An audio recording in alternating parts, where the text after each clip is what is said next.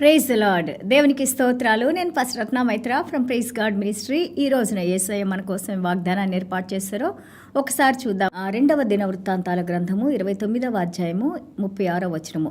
ఈ కార్యము అప్పటికప్పుడే జరిగినందున దేవుడు జనులకు సిద్ధపరిచిన దానిని చూచి హెజ్కియాయును జనులందరినూ సంతోషించిరి. 2 Chronicles chapter 29 verse 36. Then Hezekiah and all the people rejoiced that God has prepared the people since the events took place so suddenly. God, he does a miraculously suddenly his works.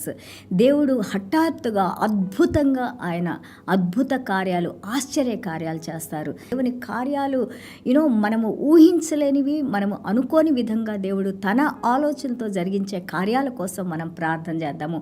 Suddenly god is preparing us. దేవాది దేవుడు మనల్ని ఎప్పటి నుంచో prepare చేస్తూ ఉన్నారు. So suddenly any minute god can do anything. Be watchful. అదే యేసయ్య మనకి నేర్పించారు. ఏ దినమో ఏ క్షణమో తెలియదనక మీరు మెలకుగా ఉండి ప్రార్థన చేస్తూ ఉండండి. బీ వాచ్ఫుల్ అంటే మనల్ని మనం పరీక్షించుకుంటూ దేవుని కోసం మనం వేచి ఉండటం. అలాగే హెజ్కేయా, మనకి తెలుసు కదా, హెజ్కేయా రాజు 2వ రాజులు 20వ అధ్యాయంలో ఆయన చనిపోతున్నారని యెషయా గారు చెప్పినప్పుడు వెంటనే ఆయన మోకాళ్ళ మీద పడిపోయి కన్నీళ్లతో ప్రార్థన చేసినప్పుడు మనము 2వ రాజులు గ్రంథము 20వ అధ్యాయము 5-6 వచనాలు మనం చూసినప్పుడు దేవాది దేవుడు ఆయన మహాకృపలో మళ్ళీ ఆయన యొక్క లైఫ్ని ఎక్స్టెండ్ చేసి ఆయన జీవితాన్ని పొడిగించి ఆయన 15 years ఆయన లైఫ్ని ఎక్స్టెండ్ చేసి ఆ యొక్క రోగాన్ని స్వస్థపరిచారని మనం నేర్చుకుంటున్నాం కదా. ఆయన కన్నీడని తుడిచారు. అలాగే ఈ రోజున హెజ్కేయా గారు it's a restoration of the praise and worship. దేవుని కార్యాలు, దేవుని యొక్క హస్తాన్ని చూసిన హెజ్కేయా గారు he has done many things with the will of the god. Some places like he also failed. కొన్ని చోట్ల ఆయన కూడా పడిపోయారు. But most of the things he try to worship the lord with his heart. దేవుని హృదయపూర్వకంగా, అలాగే దేవుని కార్యాలు ఎన్నో దేవుని యొక్క శక్తితో జరిగించినట్టుగా మనం చూస్తున్నాము.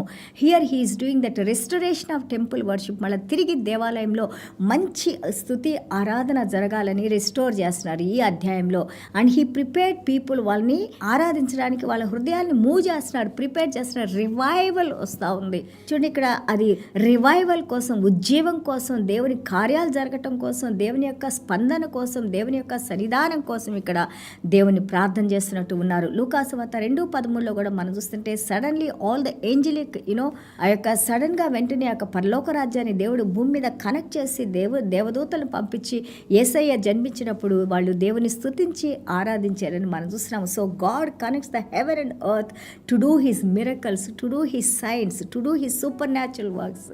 దేవుడు పరలోక రాజ్యాన్ని భూమిని కలిపి ఆయన అసాధారణమైన కార్యాలు మన జీవితాల్లో జరిగించడానికి సడన్గా వెంటనే అద్భుతంగా చేయగలిగిన శక్తి కలిగిన దేవుడని మనం నేర్చుకుంటున్నాం. అలాగే అపోస్తల కార్యాలు 16, 25, 26 వచనాలు మనం చూస్తూ ఉంటే సైలస్ గారు అలాగే అపోస్తల పౌల్ గారు వాళ్ళు జైల్లో ఉండి బాగా వాళ్ళని కొట్టి దేవుణ్ణి సువార్త చెబుతున్నారని వాళ్ళని నిందించి కొట్టి గాయపరిచి వాళ్ళు జైల్లో ఉన్నప్పుడు మనం నేర్చుకున్నాం కదా.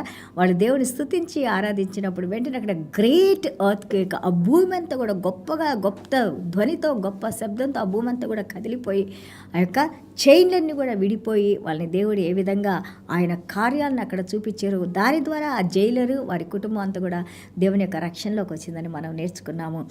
అలాగే మనకి మార్క్స్ వార్త 13వ అధ్యాయము 35, 36 వచనాలు చూస్తుంటే ఒకసారి దేవాది దేవుడైన అన్ని సూచనలన్నీ ఇచ్చి యేసయ్య భూమి మీద జన్మించారు. కానీ సడన్గా 2వ రాకల్లో సడన్గా ఆ యొక్క ర్యాప్చర్, ముఖ్యంగా ఆ యొక్క మనల్ని మధ్యాకాశంలోకి దేవుని సన్నిధానంలోకి తన వధువును తీసుకొని వెళ్ళటానికి దేవుడు సడన్గా రాబోతున్నారు. అలా వచ్చినప్పుడు మనం నిద్రపోయే వారిగా, లేకపోతే ప్రొక్రాస్టినేషన్తో అంటే పోస్ట్ పోన్ చేసుకుంటా ఆ తర్వాత చూడొచ్చులే, తర్వాత ప్రార్థన చేసుకోవచ్చులే, తర్వాత చదువుకోవచ్చులే, తర్వాత ఇంకా మనకి సమయం ఉంది కదా, ఎప్పటి నుంచో చదువుతున్నారు కదా దేవుడు వస్తారని, ఇంకా రాలేదు కదా, మేబీ ఈ టైంలో రాదేమో, అలాగా మనము ప్రిపరేషన్ లేకుండా ఉండొద్దు అని అంటున్నారు. అలాగే సామెతలు 29:1 మనం చూస్తుంటే దేవుడు తన వాక్యంతో మనల్ని రెబ్యూక్ చేసి గద్దించి మనల్ని కరెక్ట్ చేసినా కానీ మనం వాచ్ఫుల్గా లేకపోతే, మన దానికి తగినట్టు నడుచుకోకపోతే సడన్ డిస్ట్రక్షన్ వస్తుందంట. అది సడన్గా మనుషులను అది నాశనం చేసే కార్యాలు జరుగుతాయి అంట. Even god wants you, even god prepares you, even god teaches you. If you are not obedient to that one, if you are not walking according to that, there will be sudden destructions also will come అనేసి వాక్యం మనకి తెలియజేస్తూ ఉంది. అలాగే మనం చూస్తుంటే Malachi 3:1 చూస్తే first coming and there are second coming is then. First coming అప్పుడు మన బాప్తిస్మిచ్చే యోహాన్ గారు ఆయన వేస్ని ప్రిపేర్ చేశారు. యెషయా 40 రాసినట్టు, మలాకి 3:1 రాసినట్టు దేవుడు prepared and he came. But second coming he's coming to rule. Let us be ready. Suddenly he might come any time. సడన్గా మనం బోరధ్వని వింటాము, సడన్గా మధ్యాకాశంలో దేవుడు వస్తారు మనల్ని తీసుకొని వెళ్ళటానికి. ఇది మన నమ్మకము, ఇది మన నిరీక్షణ, ఇది మన విశ్వాసం. So let us be prepared and be ready. Don't be neglected, don't be lazy, don't be procrastinated, don't be like a sleepy. నిద్రపోతా, లేకపోతే టైంను వృధా చేసుకుంటా, ఎప్పుడో వస్తే అప్పుడు చూసుకుంటాంలే అని బుద్ధి లేని కన్యకలాగా మనల్ని ఉండవద్దు అని అంటున్నారు. దేవునికి స్తోత్రాలు. అలాగే మత్తయి సువార్త 24:48 మనం చూస్తూ ఉంటుంటే దేవుడు అంటా ఉన్నారు, మనకి ఉపమానం చెబుతా ఉన్నారు. మన యజమాని ఎంతో కాలమైంది వెళ్ళి, ఎప్పుడు వస్తారో తెలియదు, ఆయన వ్యాపార నిమిత్తం బయటకు వెళ్తారు, ఎప్పుడు వస్తారో తెలియదు అని. అలాగ ఉన్నప్పుడు they don't know when he come suddenly. ఎప్పుడు సడన్గా వచ్చి ఆయన అంతా చెక్ చేస్తారో ఆయన తెలియదు. కాబట్టి మనం సిద్ధపాటుతో ఉండాలని ఈరోజు దేవుడు మనకి నేర్పిస్తున్నారు. అలాగే చూడండి, ఇక్కడ మనకి మార్క్స్ వార్త 13:35-37 మనం చూస్తూ ఉంటుంటే ఇక యజమాని వచ్చేటప్పుడు మనం సిద్ధంగా ఉండాలి, యజమాని మనము ఎదుర్కొనే వారిగా యథార్థంగా ఉండాలని ఈ రోజున దేవుడు మనకి నేర్పిస్తున్నారు. అలాగే మొదటి తెస్సలోనికీయులకు రాసిన పత్రిక 5:1-3 చూస్తుంటే దేవుడు తెలియజేశారు, ఆయన ఒక థీఫ్ లాగా, like A thief he comes it seems. దొంగ మనకి ఎప్పుడు చెప్పి రారు కదా, అంటే దేవుడు దొంగని కాదు, ఏ సమయంలో ఆయన వస్తారో మనకి తెలియదు, కాబట్టి సిద్ధంగా ఉండమంటున్నారు. సో దొంగ చెప్పి వస్తాడా చెప్పండి, ఎప్పుడు చెప్పిరారు కదా. అలాగే దేవుడు కూడా ఆయన రెండవ రాకడ ఎప్పుడో సడన్గా ఉంటుంది. అలాగే ముఖ్యంగా ర్యాప్చర్ సడన్గా ఉంటుంది. ఎత్తబడే సంఘంలో మనం ఉండేలాగా ప్రార్థన చేసుకుంటూ ఉండాలి.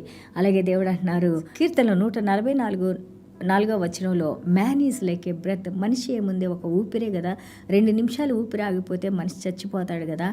సో కాబట్టి ఈ యొక్క ఊపిరిని దేవుని ఊపిరితో, దేవుడు రక్షణ అనే ఊపిరితో, దేవుని యొక్క శ్వాసతో మనం కనెక్ట్ అయి ఉంటే దేవాది దేవుని యొక్క నిత్య జీవంలో మనం రెండవ మరణం లేకుండా ఉంటామని సిద్ధంగా ఉండాలని దేవుడు తెలియజేస్తూ ఉన్నారు.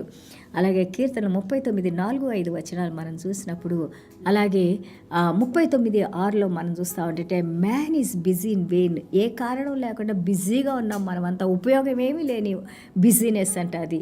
అండ్ ఆల్సో దేనికోసం బిజీగా ఉన్నారు, he wants to become very rich, గొప్పవాళ్ళు కావాలని బిజీగా ఉన్నారు. But God is saying, you don't know who will reap those things, who don't know who will gather these all riches. Maybe నువ్వు సంపాదిస్తావు, కష్టపడతావు, దేవునికి ఇవ్వాల్సిన సమయాన్ని ఇవ్వవు, డబ్బు వెనకాల పరిగెత్తా ఉంటావు, గొప్పవాడిని అవ్వాలనుకుంటావు, కానీ వాటిని ఎవరు అనుభవిస్తారో కూడా నీకు తెలియదు. కాబట్టి దేవుడు అంటున్నారు, ఏ క్షణంలో నేను వస్తానో మీకు తెలియదు, సిద్ధపాటుతో ఉండండి. దేవునికి స్తోత్రాలు. చిన్న ప్రార్థన చేసుకుందాం.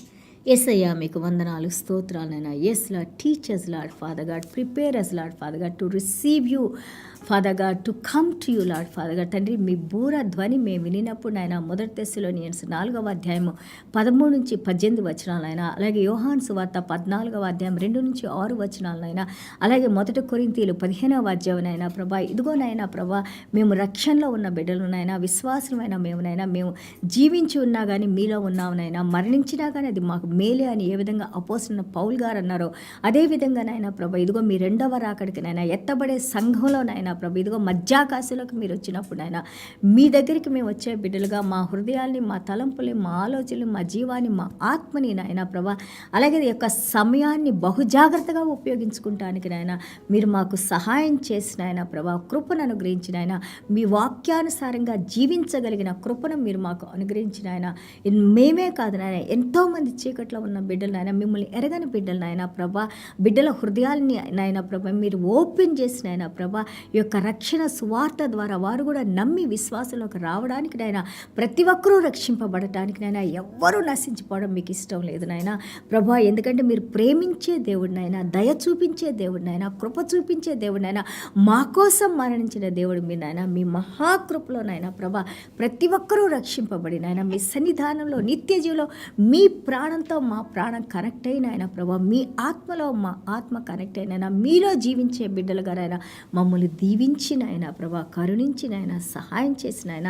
అలాగే బిడ్డలు ఏ ఏ సమస్యలు ఉన్నారో వారికి సహాయం చేసిన ఆయన ప్రభా, స్వస్థపరిచిన ఆయన.